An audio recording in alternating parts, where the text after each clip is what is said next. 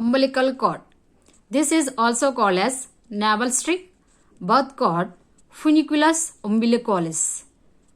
Length is 40 to 60 centimeters. The diameter about the 1.5 to 2 centimeters and the color is pale yellow in color.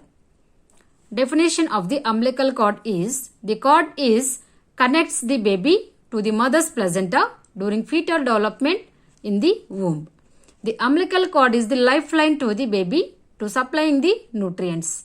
After the birth, the cord is clamped and cut. That means the umbilical cord connects between the fetus and the placenta.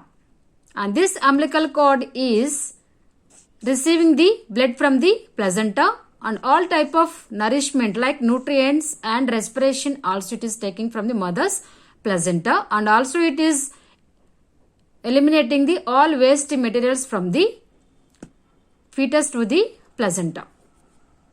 And this is the structure of the umbilical cord. Now we will discuss how it is going to be formed.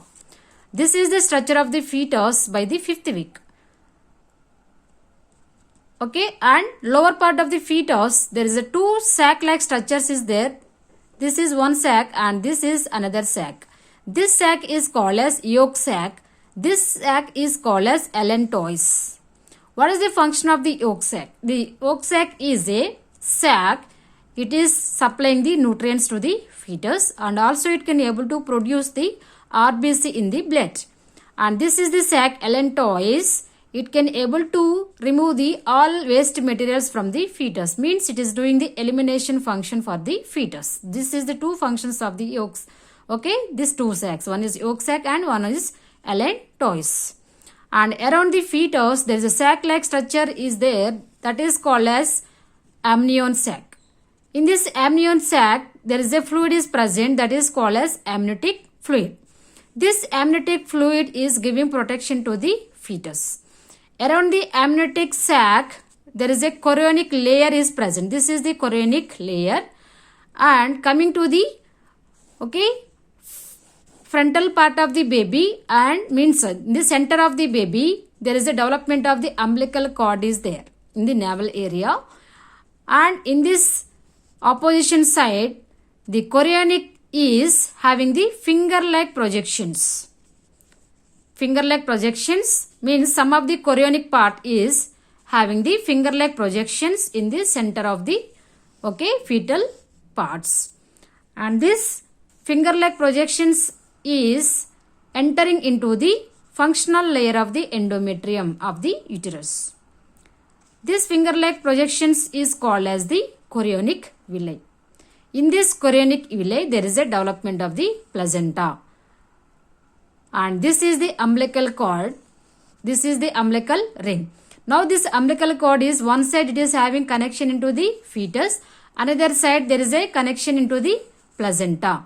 Through the placenta the cord is receiving the O2 blood, oxygenated blood to the fetus, and again it is taking the deoxygenated blood to the placenta for the purification with the help of umbilical vessels. By the 5th week of the fetal development there is a automatically degradation of the yolk sac, and then there is a going to form this umbilical cord. And initially there is a 4 umbilical vessels will be there, 2 umbilical arteries, 2 umbilical vein. By coming to the 6th week of life for the fetal development, 1 umbilical vein is going to be disappearing and then only 1 umbilical vein will be remaining. Now the fetus is having 1 umbilical vein and 2 umbilical arteries. With the using of 1 umbilical vein, the fetus is receiving oxygenated blood from the placenta. Okay, this umbilical vein is receiving the oxygenated blood and it is carries to the fetus through the placenta. And again with the using of 2 umbilical arteries, the fetus is giving the deoxygenated blood to the placenta for the purification. Means 2 umbilical arteries are carrying the deoxygenated blood from the fetus to the placenta. 1 umbilical vein is carries the oxygenated blood from the placenta to the fetus. This is the cross section of the umbilical cord. When we are taking the cross section of the umbilical cord, we can observe these parts. This is the umbilical vein. The cord is contains one umbilical vein, two umbilical arteries, and this is the allantoin cord. And inside of the umbilical structure, there is a gel-like material is there. Gelatinous material is there. This is called Watson's jelly. This is made up of mucopolysaccharides. This Watson's jelly is present inside of the umbilical cord and it is giving protection to the umbilical vessels.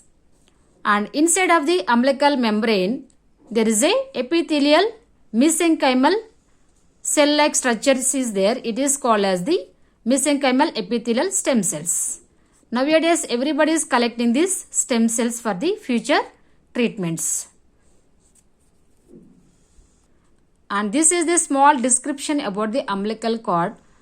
I explain only about the examination purpose. I hope you all are understand about the umbilical cord.